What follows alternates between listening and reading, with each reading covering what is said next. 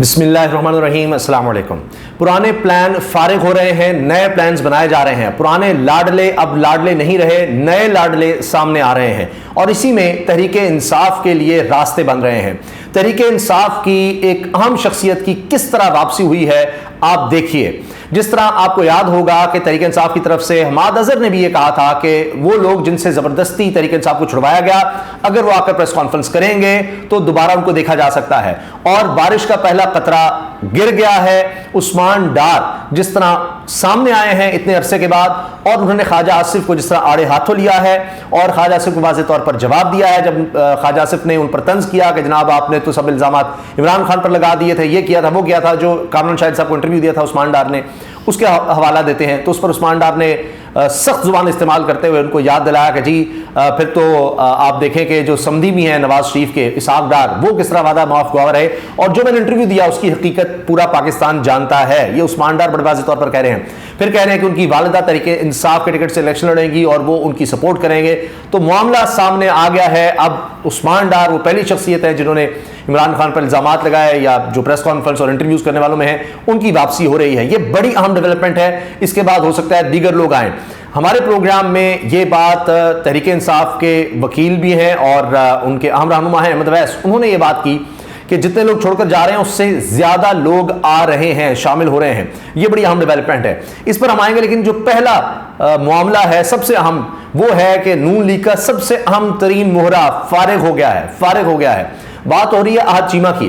احد چیمہ پچھلی کابینہ میں بھی رہے اور قریب ترین سمجھے جاتے ہیں شریف خاندان کے، اور جس طرح بھی ان کے جو پروجیکٹس ہوں، بڑے بڑے پروجیکٹس، ان میں یہ ساتھ ہوتے تھے۔ احد چیمہ اب نگران کابینہ میں بھی تھے، اور ان پر اب الیکشن کمیشن نے کہہ دیا ہے کہ جی ان کو نکال دیا جائے۔ احد چیمہ اسٹیبلشمنٹ ڈویژن کو دیکھ رہے تھے، یعنی وہ آروز جو لیے جانے ہیں بیوروکریسی سے، اس کو یہ ہیڈ کر رہے تھے، اور سارا دیکھنا ٹرانسفر، پوسٹنگ، کون کہاں لگے گا، تو سب کچھ نون لیگ کی مرضی سے ہو رہا تھا، اور وہ لوگ پچھلے لگ بھگ 1 سال سے لگے ہوئے تھے ہر جگہ کون کہاں لگے گا۔ اور آپ یہ دیکھیے کہ احد چیمہ بالکل نہیں سن رہے تھے الیکشن کمیشن کی۔ الیکشن کمیشن نے کہا کہ جی ڈی سی اسلام آباد کو بدلا جائے، آئی جی اسلام آباد کو بدلا جائے، یا دیگر بھی پنجاب میں دیگر جگہوں پر، جس طرح پورا اب انہوں نے الیکشن ہی اس طرح سے لڑنا تھا، نون لیگ اس میں مہارت رکھتی ہے، اور احد چیمہ کے تھرو انہوں نے اپنے لوگ سارے بندے لگائے ہوئے تھے، اور اب وہ بدلے نہیں جا رہے تھے الیکشن کمیشن کے باوجود، کہنے کے باوجود۔ الیکشن کمیشن بے بس نظر آ رہا تھا، مگر اس میں ایک 2 نمبری بھی الیکشن کمیشن کر رہا تھا کہ وہی شخص جس پہ اعتراض کرتے ہیں ڈی سی اسلام آباد، اس کو وہ RO بھی لگا رہے ہیں کہ جی اس بندے کو ہٹانا چاہیے، اس پر اعتراض ہے تو اس کو پھر آپ ڈیوٹی بھی کیوں دے رہے ہیں۔ تو یہ معاملات بھی چل رہے تھے، لیکن بہرحال احد چیمہ تو اب فارغ ہو گئے ہیں۔ اس کے ساتھ فواد حسن فواد ہیں، وہ 21 دسمبر تک ان کا فیصلہ الیکشن کمیشن کرے گا، اور توقیر شاہ جو ہیں وہ پہلے استعفیٰ دے چکے ہیں، ان پر بھی اعتراض تھا، اور یہ درخواست آئی تھی جی الیکشن کمیشن کو عزیز الدین کاکا خیل کی طرف سے، جو قریبی سمجھے جاتے ہیں الیکشن کمشنر کے، اور اس پر بڑا اچھا تبصرہ کیا اسد اللہ صاحب نے کہ وہ محب وطن پاکستانی، بلکہ صدیق جان نے جو بھی حالیہ ویڈیو انہوں نے کی ہے اسی والے سے الیکشن کمیشن کے بارے میں۔ اچھا، احد چیمہ صاحب کو فارغ ہونے کا مطلب کیا ہے؟ جبکہ ظاہر ہے کہ یہ ایسے تو نہیں الیکشن کمیشن نے خود سے فیصلہ کر دیا ہو، تو بڑے عرصے سے تھا، اور اگر اتنے ہی وہ رکاوٹ بن رہے تھے تو پھر وہی شخص ڈی سی اسلام آباد کو کیوں الیکشن کمیشن جو ہم ڈیوٹی دے رہا ہے؟ تو لگتا یہ ہے کہ معاملات جو ہیں کہیں اور اب واضح ہو رہے ہیں کہ جو میاں نواز شریف صاحب لاڈلے تھے وہ اب لاڈلے نہیں رہے، اور اب پاکستان پیپلز پارٹی نیا لاڈلا ہے۔ اس پر بڑا زبردست تبصرہ اور بڑی زبردست لائن مبشر زیدی صاحب، سینئر صحافی ہیں، پہلے ڈان نیوز پہ پروگرام کرتے تھے، اب ترکی کے چینل سے وابستہ ہیں، لکھتے ہیں رابرٹ کے نئے پلان کے مطابق مونا ڈارلنگ نون نہیں بلکہ پیپل پارٹی ہو گئی۔ اب آپ یہ دیکھیے کہ جو فیصلہ ساز ہے وہ یہ فیصلہ کرتے نظر آ رہے ہیں کہ نون لیگ جو ہے وہ اتنی اب بات نہیں مان رہی، اور جو پلان تھا اس کے مطابق پوری طرح سے عمل درآمد نہیں ہو رہا۔ مثال کے طور پر اب استحکام پاکستان پارٹی کے حوالے سے کہا جا رہا ہے کہ ایک تو وہ قومی اسمبلی کی 25-30 نشستیں مانگ رہے ہیں کم از کم، اور اس کے علاوہ 40 صوبائی اسمبلی کی، بلکہ شاید اس سے بھی زیادہ کی بات ہو رہی ہے نیشنل اسمبلی میں۔ لیکن ایک نقطہ یہ بھی ہے کہ وزارت اعلیٰ استحکام پاکستان پارٹی ہر صورت لینا چاہ رہی ہے، اور یعنی علیم خان صاحب، جن کے بارے میں بات ہوتی تھی کہ جی جنرل قمر جاوید باجوہ چاہتے تھے کہ وہ علیم خان جو ہے وزیر اعلیٰ ہوں، اور یہ بھی ایک لڑائی کی وجہ تھی، عمران خان وہ نہیں مان رہے تھے علیم خان کو لگانا۔ تو بہرحال اب جناب میاں نواز شریف صاحب بھی یہ نہیں ماننے کو تیار، قافلی جتنی سیٹیں مانگ رہی ہے وہ بھی میاں نواز شریف آڑے آ رہے ہیں۔ اب وہ اس طرح تابعداری نہیں کر رہے یا وہ ڈیل جو ہے مکمل نہیں کر رہے.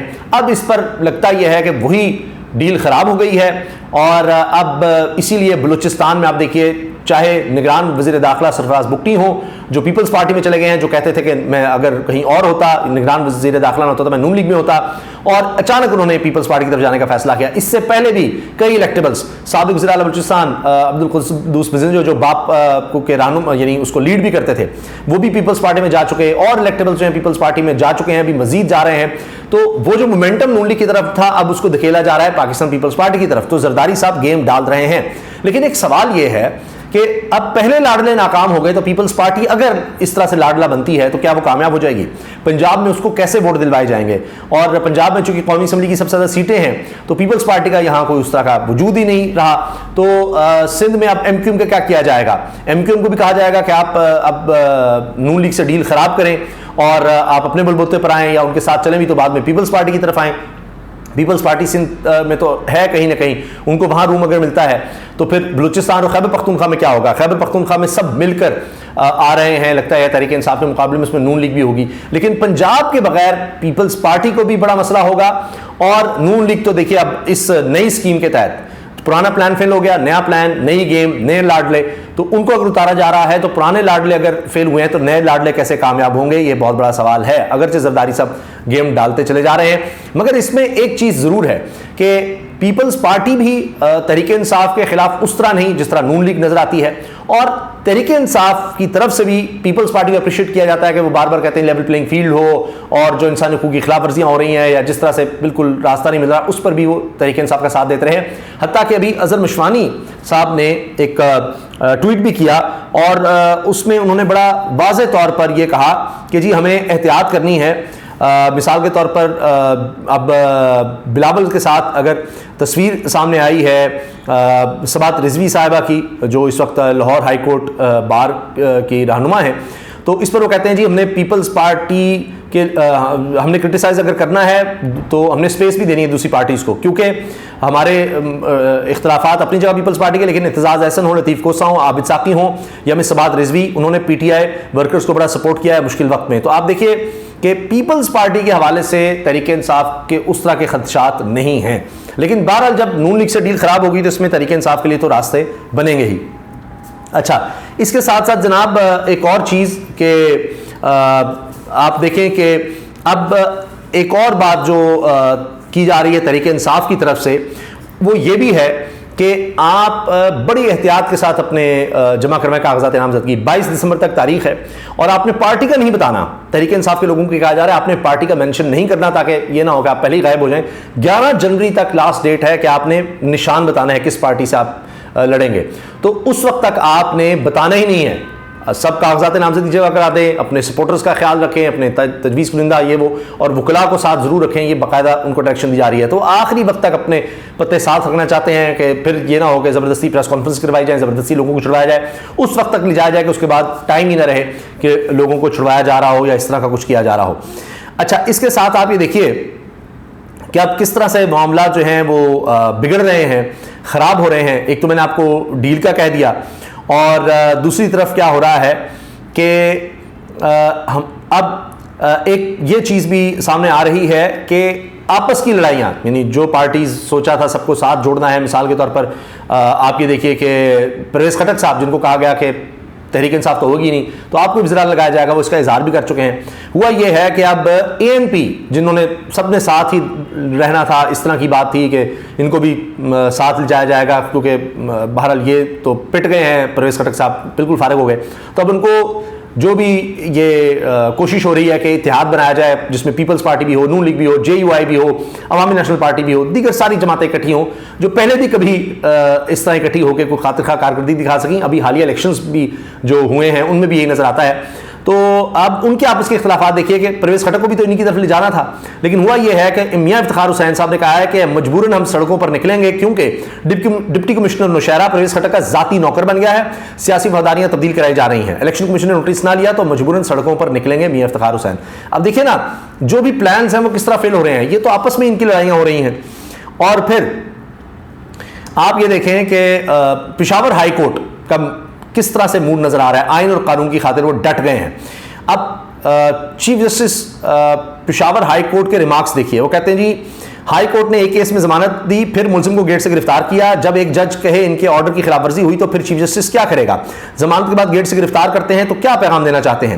ہماری کسی سیاسی پارٹی سے کوئی دلچسپی نہیں ہے, ہم کسی کو بچانے یا پھنسانے کے سوالات نہیں کر رہے, یہ ہم صرف آئین و قانون کی پاسداری کے لیے کر رہے ہیں. آج یہ لوگ ہیں, کل کسی اور کے ساتھ ایسا ہوگا.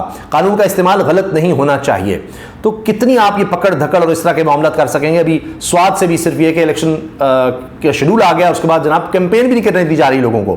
تو سوات سے تحریک انصاف کے ایک رہنما کو گرفتار کیا گیا ہے. تو رکاوٹیں بھی تو نظر آ رہی ہیں, جہاں ایک ہم دیکھ رہے ہیں کہ تیزی ہے پکڑ دھکڑ میں, تو اس طرح سے کہیں نہ کہیں ہمیں نظر آتا ہے کہ کوئی ادارہ جس طرح پشاور ہائی کورٹ ہے وہ کھڑا ہو جاتا ہے. جہاں تک لوگوں کی بات ہے وہ سن لیجیے. رؤف کلاسرا صاحب کہتے ہیں پہلی بار الیکٹیبلز کے لیے سیٹیں نکالنا مشکل ہوگا. میں نے اپنے گاؤں میں دیکھا ہے کہ یہ الیکشن ان کو اڑا کر رکھ دے گا. اب آئندہ الیکشنز تحریک انصاف کا مقابلہ الیکٹیبلز ہیں. خسرو بختیار جیسے مضبوط امیدوار بھی مشکل میں. یہ خسرو بختیار کے حامی نے کلاسرا صاحب کو یہ جو باتیں بتائی ہیں اندر کی کہ جناب یہ الیکٹیبلز اور جو ادھر ادھر چلے جاتے تھے, ان کی کہانی اب ان الیکشنز میں ختم ہوتی نظر آ رہی ہے. اس سے آپ اندازہ لگائیے کہ کیا صورتحال بن رہی ہے. جہاں تک بات ہے نون لیگ کی, اب میاں نواز شریف صاحب فرسٹریٹڈ نظر آ رہے ہیں. ان کو اپنی ڈیل بھی خراب ہوتی نظر آ رہی ہے, لیکن اگر وہ ساری باتیں مان لیتے ہیں تو ان کے پاس کیا بچے گا؟ وزارت اعلیٰ پنجاب کی نہیں ملتی تو باقی کیا رہ جائے گا؟ اس لیے اب پیپلز پارٹی کی طرف دھیان جا رہا ہے. تو اب نون لیگ بھی کہہ رہی ہے جی اب تو شکایت نہیں ہے پیپلز پارٹی کو الیکٹیبلز کی, ان کے لیے یہ مسائل نظر آ رہے ہیں. تو یہ ہم دیکھ رہے ہیں کہ ایک لڑائی جو ہے وہ شدت اختیار کرتی چلی جا رہی ہے, اور پلانز جو ہیں وہ یہ جس طرح ہوتے ہیں فیل ہو رہے ہیں. نیا پرانا پلان فیل ہو رہا تھا, نیا کیسے کامیاب ہوگا؟ لوگ بیچ میں آ رہے ہیں. پیپلز پارٹی کا آپ یہ دیکھیے, میں نے جس طرح عرض کیا کہ ان کا وہ سٹانس ہی نہیں ہے جو نون لیگ کا ہے, نہ ہی تحریک انصاف کا پیپلز پارٹی کے بارے میں اس طرح کا رویہ ہے جو نون لیگ کے لیے ہے. تو اس طرح اگر پیپلز پارٹی لاڈلا بنتی ہے تو آپ یہ دیکھیے کہ تحریک انصاف کے لیے پنجاب میں اور سپیس بن جائے گی. خیبر پختونخوا میں ان کے لیے کوئی مسئلہ نہیں ہے, سارے اتحاد کر بھی لیں. بلوچستان میں وہ ڈپینڈ کر رہے ہیں صرف اور صرف عوام پر, اور وہاں قومی اسمبلی کی بہت زیادہ سیٹیں ہیں بھی نہیں. سندھ میں دیکھا جا رہا ہے اگر پیپلز پارٹی رہتی بھی ہے تو اب مسئلہ یہ ہے کہ اب شہری آبادی میں تحریک انصاف کا ووٹر ابھی بھی موجود ہے, اور نون لیگ اور اگر ان کے مل بھی جاتے ہیں تو وہاں بھی ان کو ڈسٹرب کرنا مشکل ہوگا. تو اگر صرف اور صرف آپ دیکھیے سب سے زیادہ سیٹیں پنجاب میں ہیں یہاں پر, اور خیبر پختونخوا تو نظر آ رہا ہے کہ وہ تو بہت زیادہ وہاں پر تحریک انصاف اسٹرانگ نظر آ رہی ہے, اس لیے سب اتحاد کر رہے ہیں. یہاں پر مین مقابلہ تھا نون لیگ سے. اگر نون لیگ کا لاڈلا پن ختم ہو رہا ہے, ان کے لیے لیول پلینگ فیلڈ والا جو ان کو بالکل اوپن فیلڈ دی جا رہی تھی, کسی اور کو تو نہیں دیا جا رہا تھا, وہ کہانی ختم ہو رہی ہے. تو یہاں پیپلز پارٹی تو ہے نہیں, تو اس لیے تحریک انصاف کا وہاں پر ہمیں اہم رول بنتا نظر آ رہا ہے, چاہے جتنی بھی پکڑ دکڑ ہو جائے جو بھی کر لیں آپ. لیکن اس کے بعد تو ان کے لیے یہ ہے کہ ان کا ووٹر جب گراؤنڈ میں ہوگا اور ان کے آپس کے نون لیگ کے جھگڑے اور سیٹ ڈسپلسمنٹ اور یہ سارا کچھ ہو رہا ہوگا تو اور زیادہ ان کے لیے مسائل ہوں گے. یہ اگر کر بھی لیتے سیٹ ڈسپلسمنٹ تب بھی ووٹ ان کا نظر نہیں آ رہا تھا, تو اب آپس کی لڑائیوں کے بعد تو یہ اور کمزور ہوں گے. لہٰذا ان کے لیے آنے والے دنوں میں مزید مشکلات نظر آ رہی ہیں, اور اسی میں تحریک انصاف کے لیے راستہ بن رہا ہے. ایک مہرہ نون لیگ کا فارغ ہو گیا, اور یہ بھی نون لیگ کو پیغام ہے کہ جناب وہ جو آپ اپنی مرضی کے افسران ادھر ادھر, تو اب ہم نے جو اوپر آپ نے بندہ بٹھایا ہوا تھا وہ بھی فارغ کر دیا. تو یہ بھی پیغام جا رہا ہے. بلوچستان میں جس طرح الیکٹیبلز کی کہانی پیپلز پارٹی کی طرف جا رہی ہے, وہ بھی نون لیگ کو پیغام جا رہا ہے. اور آنے والے دنوں میں لگتا ہے کہ جیسے جیسے وقت گزرے گا, اور مجھے نہیں لگتا کہ میاں نواز شریف صاحب پیچھے ہٹیں گے, اور ہو سکتا ہے وہ ووٹ کو عزت دو کا نعرہ دوبارہ لگا دیں. ابھی بھی وہ جس طرح احتساب کی بات کر رہے ہیں, دیگر باتیں کر رہے ہیں, اور کہ جناب ہمیشہ آمریت کو سپورٹ کیا گیا, پھر وہی ججز پر الزامات, وہ اس طرف آ رہے ہیں. تو مجھے لگتا ہے کہ وہ وہی بات کہ شہباز شریف صاحب جس طرح چل رہے تھے, نواز شریف صاحب وہ چیز نہیں ہے, اور ایک دفعہ پھر ان کے اور فیصلہ سازوں کے درمیان جو اختلافات پیدا ہو رہے ہیں, اور یہاں سے گیم دونوں طرف سے خراب ہوگی, اور پھر پیپلز پارٹی کی طرف اگر جاتے بھی ہیں تو وہاں بھی مسائل ہوں گے. تو لہٰذا پھر ووٹ بینک تحریک انصاف کا, اور وہاں پھر ان کے لیے راستہ بنتا چلا جائے گا. اور اس بات کو ضرور دیکھیے آپ کہ کیا وجہ ہے کہ عثمان ڈار واپس آ رہے ہیں. اور میں دیکھ رہا تھا بریگیڈیئر اعجاز شاہ صاحب بھی جو رہے ہیں وزیر داخلہ, انہوں نے بھی کہہ دیا کہ وہ تحریک انصاف کے پلیٹ فارم سے جناب الیکشن لڑیں گے. تو آپ اس سے اندازہ لگا لیجئے کہ ماحول کس طرح کا بنتا چلا جا رہا ہے. تو چیزیں بڑی تیزی سے بدل رہی ہیں. تو لگتا ہی ہے کہ اتنا آسان نہیں ہے کہ پلانز بنائے جائیں, بند کمروں میں فیصلے کیے جائیں, ڈیلز کی جائیں اور ان پر عمل بھی کروا دیا جائے. جس طرح آپ نے دیکھ لیا پرانے پلانز فیل ہو رہے ہیں، نئے پلانز بن رہے ہیں، اور ان کے بھی پوری طرح سے کامیابی کے امکانات بہت ہی کم نظر آ رہے ہیں۔ پرویز خٹک کی میں نے آپ کو مثال دے دی ہے، تو ہر طرف دیکھیے کہ جو بڑا واضح تھا پرویز خٹک وزیر اعلیٰ بنیں گے جی، یہاں پر یہ ہو جائے گا وہ ہو جائے گا، تو وہاں کچھ بھی اس طرح بالکل واضح اور بڑا آسان نظر نہیں آتا۔ اللہ حافظ۔